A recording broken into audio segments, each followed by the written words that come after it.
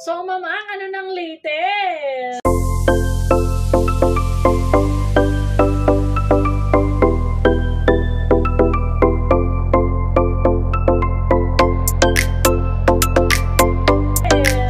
Ayun na nga, di ba? Ayun na nga. Excited ang lahat sa chismis ni Mamang. Eto na nga, ang pag-uusapan natin ngayon, of course, sa panibagong vlog natin dito sa Mamang ano na ang latest. Syempre, hindi mawawala ang barda. Syempre, marami nag-aantay dyan. Unang-una sa lahat. Unang-una. Dahil nga, napag-uusapan ngayon, ay, naku, alam mo ba, may trending. Nagte-trending itong yung padlock necklace. Ayun, nakita ko yun. Oo. With bloody red na dress. Correct, correct. Palumpalo. Oo, correct ka dyan. Talagang, parang natin. Oo, talagang ibang klase pero ang aray. Pero hindi lang siya yung naka-red Balita ko, hindi lang siya yung naka-red. Nakita ko yun. Yes. Yung isa naka-red din. Yan din ang pag-uusapan natin regarding sa Barda Day. Dahil itong Barda Day ay alam naman natin, special ito sa mga kabardahan, di ba? Yes. And of course, syempre hindi mawawala. Sa pag-uusapan natin ngayon, itong, inaantay nila, yung interview natin kay Jay Ortega. Yes, yung kaibigan ni David Licao. Kasi di ba nakapunta tayo, na-invite tayo sa event. Ay, nako, yun na yung malalaman nila. May padulas, guys. May padulas. Ano yun, yung napag-uusapan, no? May padulas. Ano yung padulas niya? Nako, abangan nyo yan mamaya-maya lamang. Lalabas yan dyan. Itong, the last but of the list. Itong kay Shovie, saka kay David. Lahat na lang. Ang ingay. Photoshoot lang naman ata yun. Ginawa na ng ginagawan nga ng mga fan di umano ng ni Shovie. Okay? So, etong issue na ito ay kalat na kalat ngayon sa TikTok. Photoshoot lang naman yung nangyari. Pero syempre hindi mawawala yung dyan. So pag-uusapan din natin yung comment ng mga ibang ibang chismosa. Tama, correct. So eto na nga. Ayun na. Yung umpisahan natin dito sa usapin ng padlock necklace. Dahil 'di ba kamakailan, I think that was a couple months ago. 'Di ba, mga kabarda, 'di ba? Yung nag-post si Barbie ng padlock. With the name of Alex. At binibigyan nga ng meaning ng mga barda panay na ito ang padlock sa kanyang puso. Yung Alex tapon susi. Alam naman natin na ang tinatawag lang na ni David, ni Barbie na Alex, si Alexander, which is si David yun, di ba? Ang nag-iisa. Kaya ito ngayon ay nagtre-trending yung padlock dahil nga yung padlock necklace. Suot-suot niya. Dahil suot-suot niya. Yung Barda Day. So ngayong Barda Day, doon pa lang. Lumalabas na! Wag ka masyadong atat, 'di ba? Baka mamaya sabihin spoiler tayo.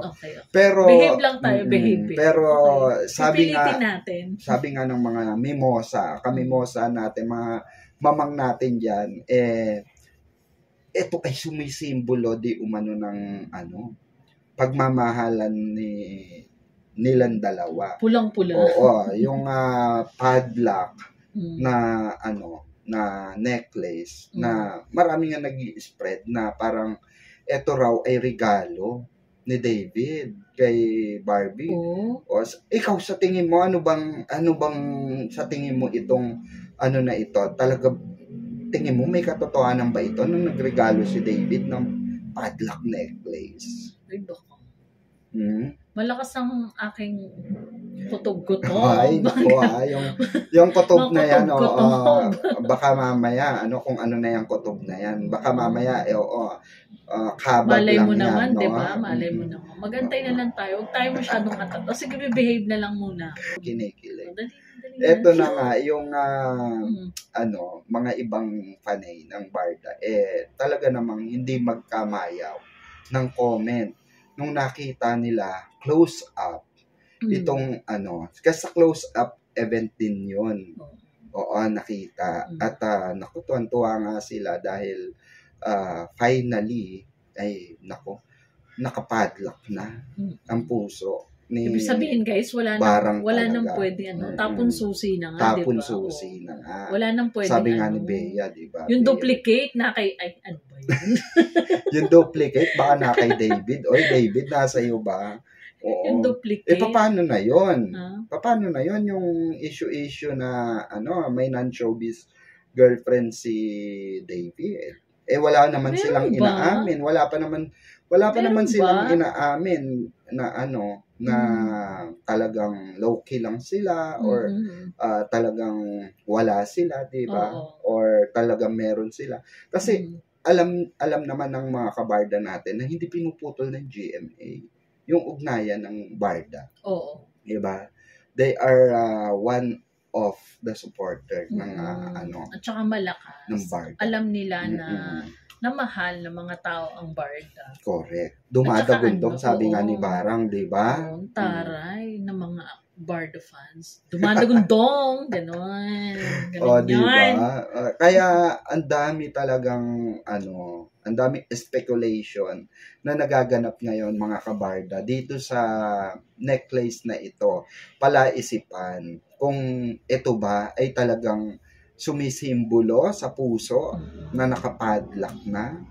Kagaya ng sinasabi nga ni Barbie sa kanyang post na tapon susi na, di ba? Parang duktong-duktong naman masyado. Masyadong parang, common, no? Parang nagbibigay na ng pahiwatig. Pahiwatig na parang wala nang papasok. Huwag nyo na akong i-issue kung kani-kanino, kasi no? yung ideal. Natin, nag-trending din yung ideal girl na yun. Ito ang mga qualities na gusto ko. Isa-isahin natin. Go! Siyempre, physically, maganda. Siguro, chinita na, hindi masyadong chinita.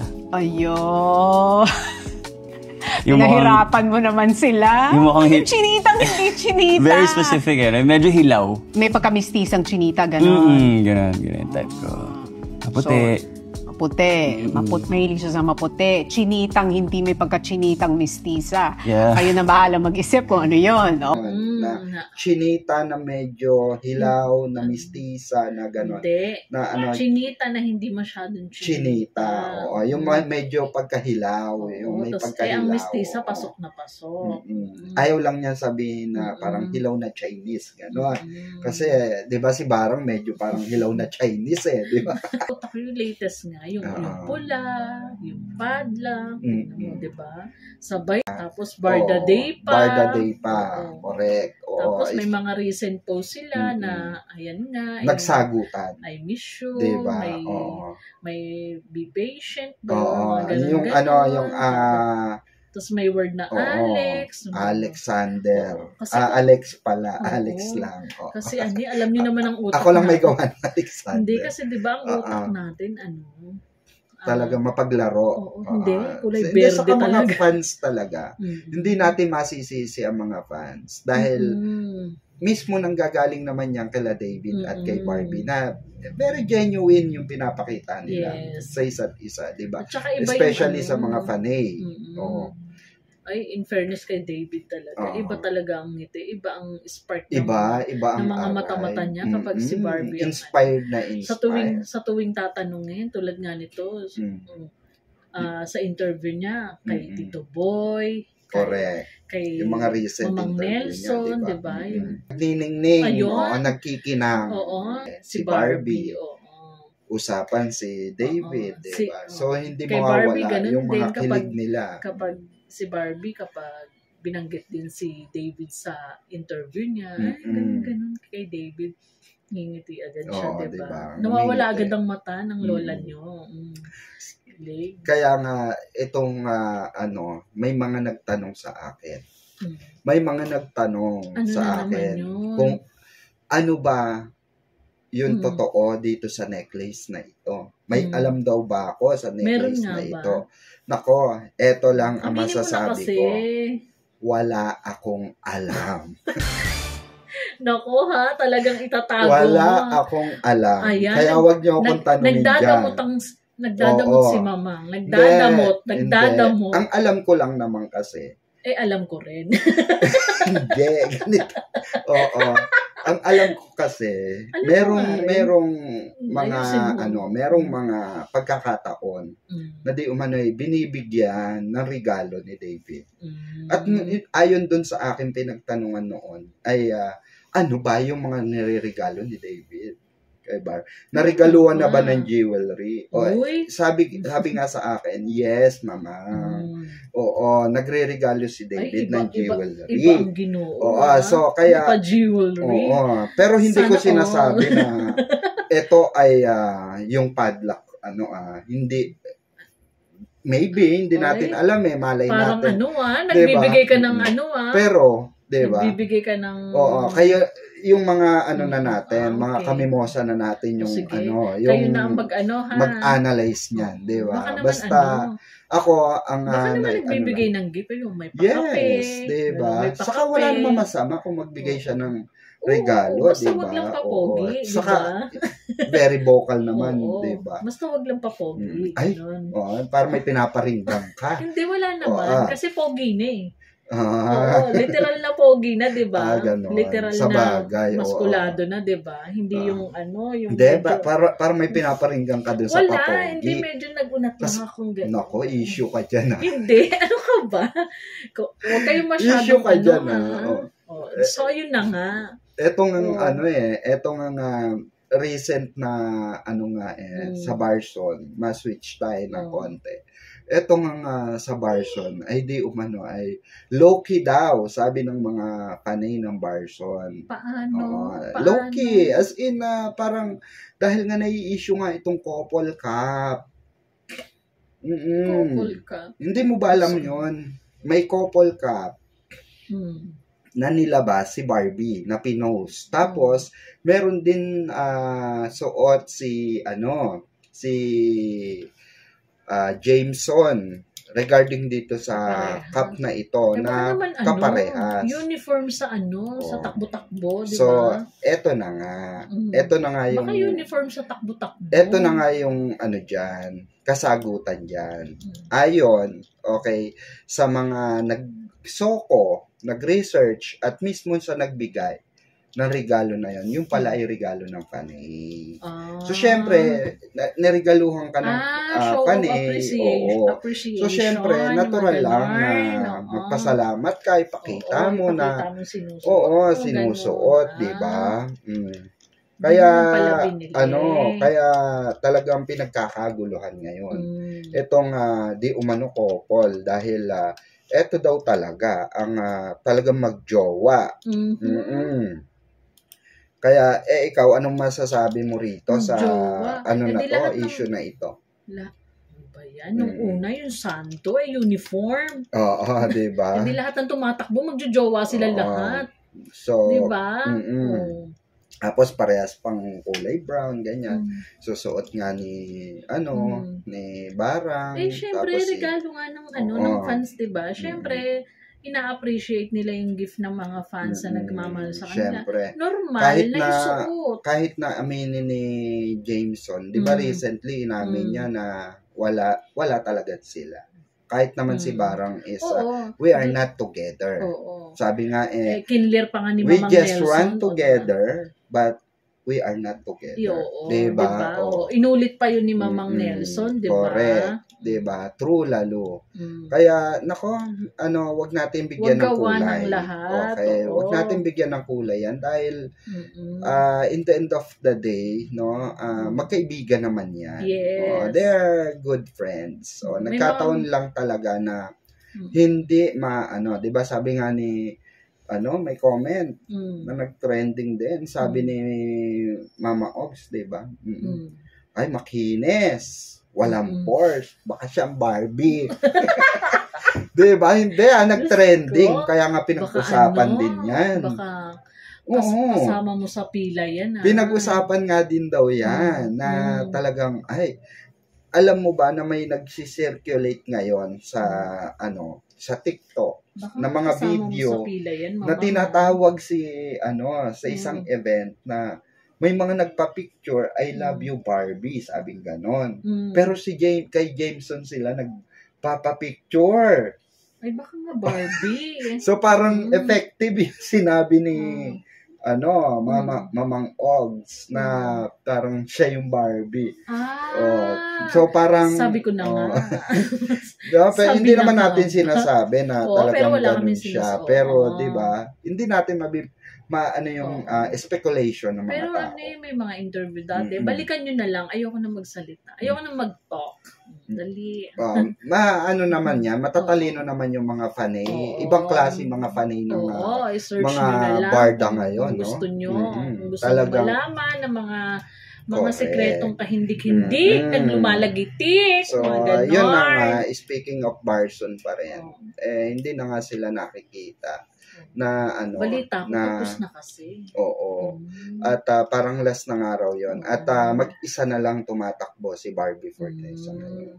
Pag may mga nag-invite na lang na friends siguro, di ba? Kasi ni nga, Alden. Correct. Yan, pagka mga invited, di ba? Kasi group of friends, group of colleagues, gano'n. Hindi maiwasan yun na sabay-sabay silang. Correct. Of course, syempre, hindi mawawala. Sa pag-uusapan natin ngayon, itong, inaantay nila, yung interview natin kay Jay Ortega. Yes, yung kaibigan ni David Licao. So, ayun, Jay, thank you so much sa pagpapaunlak ng interview sa aking munting vlog at masasama kita.